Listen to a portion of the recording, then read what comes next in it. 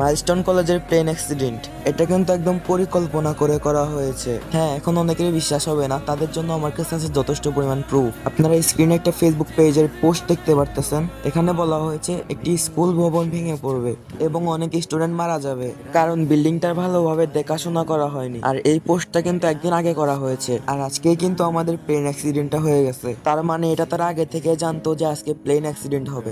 যাই হোক, তারা আরেকটা এমন পোস্ট করেছে যেটা দেখলে আপনাদের শরীরে লোম দাঁড়া হয়ে যাবে। আপনারা উপরে এখন যে ছবিটা দেখতে পারতেছেন, সেটাই বলা হয়েছে কিছু সপ্তাহের মধ্যে বাংলাদেশে বোমা বিস্ফোরণ ঘটবে। তারা বলেছে এটা নিশ্চিত ঘটবেই, কারণ এখনো এই পরিকল্পনা দেশের শত্রুরা চালিয়ে যাচ্ছে।